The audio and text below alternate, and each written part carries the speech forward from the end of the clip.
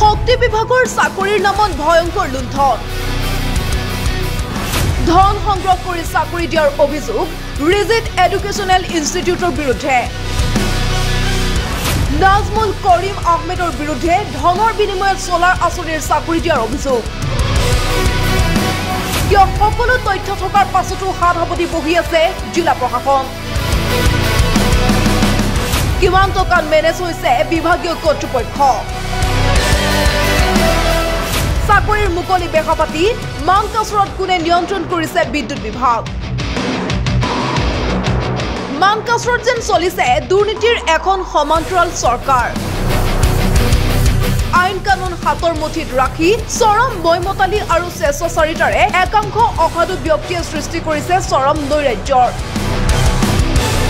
কিয়নো মানকাচৰত চৰকাৰী বিভাগসমূহত সংঘটিত হৈছে এটাৰ উপৰি আন এটা ব্যাগুম দুৰ্নীতি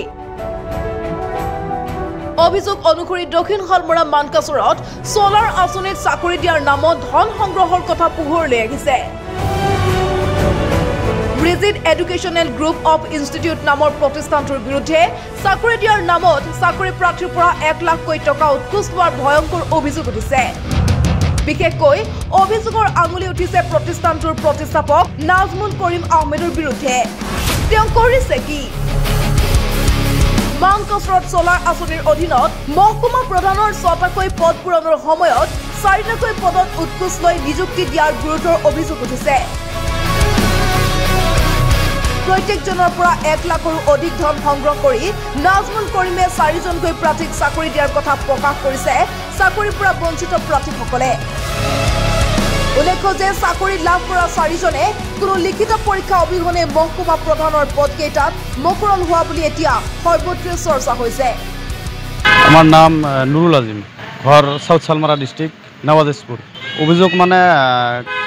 কেইদিনমান আগত এটা চাকরির বিজ্ঞাপন ওলাইছিল এই অসম সোলাৰৰ এটা চাকৰিৰ বিজ্ঞাপন ওলাইছিল তাৰপিছত মই এপ্লাই কৰিছোঁ এপ্লাই হোৱাৰ পিছত ইণ্টাৰভিউ হৈছিল ইণ্টাৰভিউ হোৱাৰ পিছত মই মাৰ্ক ভালেই পাইছোঁ তাৰপিছত মোক মাতিলে গুৱাহাটীত মই অফিচত গ'লোঁ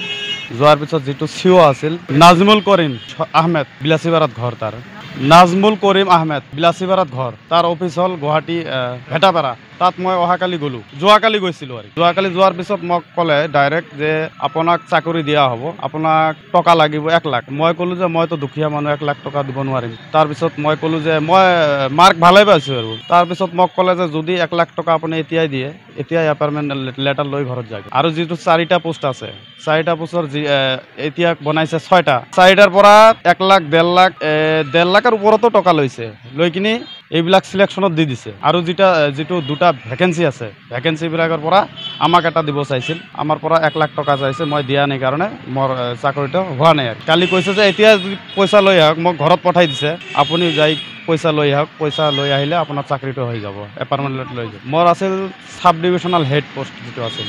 পাইছে 4জন আৰু দুটা ভ্যাকেন্সি ৰাখিছে তেওঁলোকে পোষ্ট আছিল 4টাই কিন্তু পইচা লোৱাৰ কাৰণে আৰু দুটা বঢ়াই দিছে যেটো এডভাৰটাইজমেন্ট যেটো আছিল হেটো 4টাই আছিল ছটা আছে আৰু সাৰ্কেল সুপাৰভাইজাৰত আছে মোট 40টা এতিয়া বঢ়াই দিছে 50টা কৰিছে কিয়ৰ ভিতৰত মানে মোৰ লগত ৰেকৰ্ডিংও আছে তা কথা পাতিছো তাৰ লগত মোৰ লগত ৰেকৰ্ডিংও আছে মই নাজিমুল কৰিম আহমেদ তাৰ নাম